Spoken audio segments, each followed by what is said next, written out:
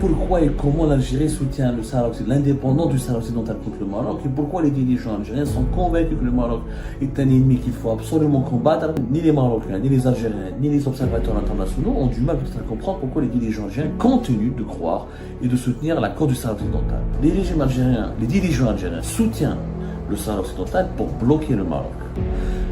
Dès la fin de la guerre des Sables, la même idéologie, la même doctrine n'a pas été changée. Les dirigeants algériens sont convaincus que les Marocains n'ont jamais renoncé à la revendication du territoire algérien. Ils sont convaincus. Pour eux, il y a toujours des tendances au sein du régime marocain qui vont comploter contre l'Algérie pour diviser l'Algérie et pour s'approprier des territoires qui sont historiquement revendiqués par le Maroc. On fait référence à Béchar et Tibet. Parce que pour le régime algérien, un Maroc fort, c'est un Maroc qui va être expansionniste, qui va emmerder l'Algérie, qui va la menacer, qui va faire des problèmes en Algérie pour créer des sessions ou des divisions pour récupérer, pour avoir de l'influence sur Tindouf et Béchar. Parce que tu vois comment elle a été construite, tu vois l'Aïon, etc. Le Maroc a investi énormément d'argent. Tu as McDonald's, tu as des aéroports, tu as des nouveaux hôpitaux. Le Maroc a tout fait pour que les populations locales se sentent bien entretenues, bien choyées.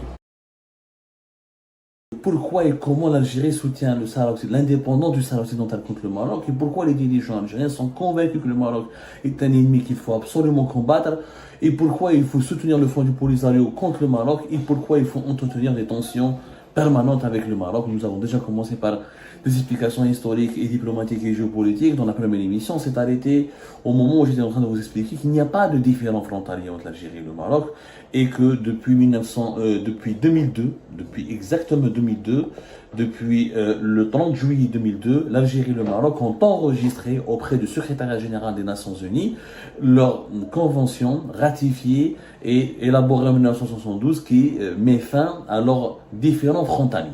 Le Maroc ne revendique plus le Tindouf et Béchar, et l'Algérie n'a plus de problème avec le Maroc concernant son tracé de frontière. Et malgré ça, les problèmes se poursuivent. Pourquoi? La première émission, il y a une raison historique. Les dirigeants algériens, l'État algérien n'a jamais pardonné au Maroc la guerre des Sables. Il ne lui a jamais pardonné la trahison de 1963, cette guerre qui a duré, je vous rappelle, d'octobre jusqu'à novembre 1963, et qui a fait presque 1000 morts, plus de 800 morts côté algérien, une dizaine de morts du côté marocain, et que l'Algérie a pu résister grâce au soutien de l'Égypte et de Cuba à l'époque, et l'intervention de Charles de Gaulle qui a empêché le Maroc de prendre position de Tindouf pour ne pas déséquilibrer les rapports dans la région et provoquer et plonger le Maghreb dans une guerre interminable. Parce qu'il savait, Charles de Gaulle à l'époque savait que une Algérie indépendante, proche des socialistes, proche du camp de l'Est, avec l'implication de Cuba et de l'Égypte et de l'Union soviétique, ça va faire beaucoup de mal aux intérêts français dans la région. Qui n'a de l'épisode, je vous l'émission. Aujourd'hui, même ni les Marocains, ni les Algériens, ni les observateurs internationaux ont du mal peut-être à comprendre pourquoi les dirigeants algériens continuent de croire et de soutenir la cause du Sahara occidental. Oui, il y a des valeurs ancrées dans la diplomatie algérienne, le soutien des peuples opprimés, le soutien des peuples qui ont colonisé, le soutien des peuples qui ont besoin de prendre leur destin en main. Ça c'est vrai, sauf que le Sahara occidental est un problème particulier.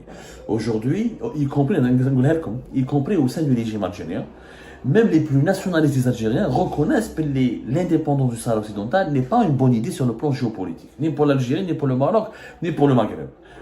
D'abord, c'est un pays, les Sahraouis sont à peine 200 000, 300 000 et quelques, dont 170 000, voire 175 000 sont déjà réfugiés en Algérie. Il reste de 150 000, voire même pas 200 000, le Sahara dominé par le Maroc. Aujourd'hui, le territoire, il est publié selon les chiffres les plus actualisés, à part plus de 600 000 personnes, dont la majorité sont des Marocains qui viennent des autres régions du Maroc. Donc les Sahraouis sont déjà maintenant minoritaires dans leur propre pays. Comment 300 000 personnes vont faire un pays indépendant dans une région menacée par le terrorisme, par le trafic de drogue, par le trafic d'êtres humains, par l'ingérence des puissances étrangères? Un État indépendant sera ou un narco-État ou un État entre les mains des terroristes, sera fragile. Je dans le Sud-Soudan qui a pris son indépendance, comment il a balancé dans la guerre civile, comment il a eu des problèmes pour gérer, pour répondre aux besoins de sa population. L'expérience du Sud-Soudan depuis le 9 juillet 2011, où il a été déclaré indépendant, démontre clairement que créer un nouvel État dans le monde aujourd'hui, c'est hyper compliqué de le maintenir en sécurité, maintenir en vie. Mais les dirigeants algériens soutiennent le Sahara occidental pour bloquer le Maroc.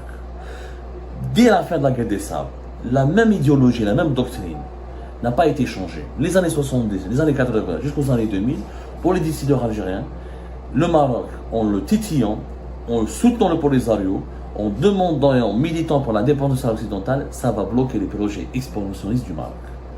Les dirigeants algériens sont convaincus que les Marocains n'ont jamais renoncé à la revendication du territoire algérien. Ils sont convaincus. Alors qu'il y a des conventions enregistrées au niveau des Nations Unies, l'accord de 72, la médiation de l'Union africaine, et que tout a été réglé sur le plan frontalier, mais les Algériens ne font pas confiance au Maroc.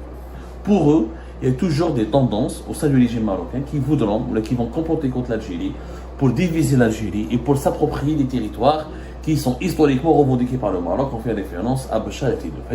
Deuxièmement, pour le régime algérien, le soutien pour les alliés occidentales provoque affaiblir le Maroc.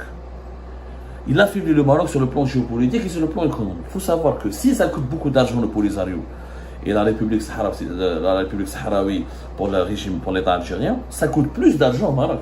Si l'Algérie dépense entre 1,2, 1,5 milliard de dollars, 1,1 milliard 200, 1,5 milliard de dollars pour le Polisario et les responsables de la RAST, le Maroc, pour dominer le Sahara occidental, pour domestiquer le territoire, pour assurer sa sécurité, pour assurer son développement, ça lui coûte chaque année l'équivalent de 3% de son PIB. Ça, c'est des experts marocains qui l'ont annoncé eux-mêmes.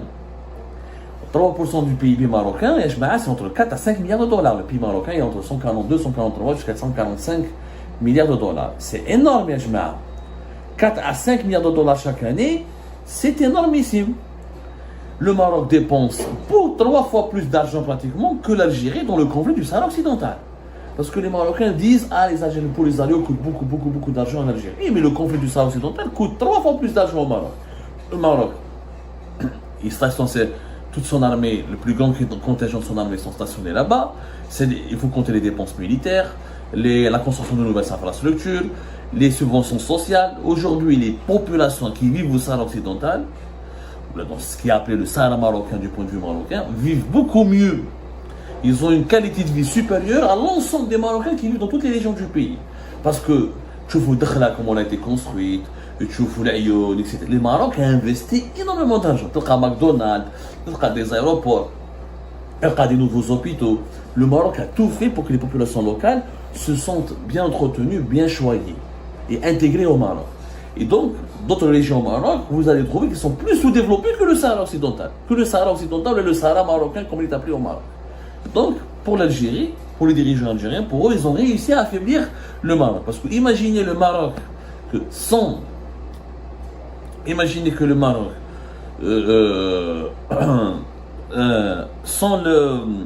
s'il avait réglé ce conflit, s'il avait pacifié le territoire et s'il ne dépensait pas autant d'argent pour le Sahara occidental, son économie aurait connu un autre développement. 4 à 5 milliards de dollars investis dans d'autres domaines, la recherche, l'industrie, la science, etc.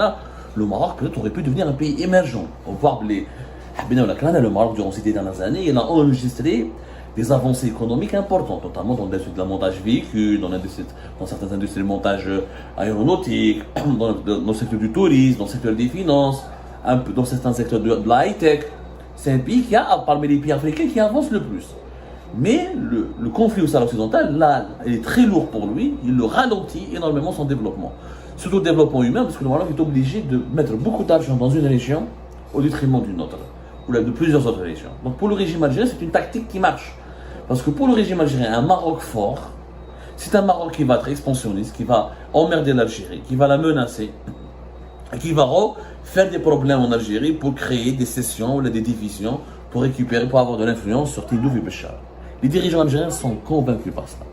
Enfin, le dernier argument pour les dirigeants algériens, pour lequel ils détestent le Maroc, ils considèrent que c'est leur ennemi juré, c'est que le Maroc a toujours eu des alliances géopolitiques contraires aux alliances géopolitiques de l'Algérie, aux intérêts de l'Algérie. Le modèle économique, ce sont deux pays différents. L'Algérie est une république, le Maroc est une monarchie. L'Algérie, ex-économie planifiée, socialiste et avec une forte dimension sociale, le Maroc est un pays libéral.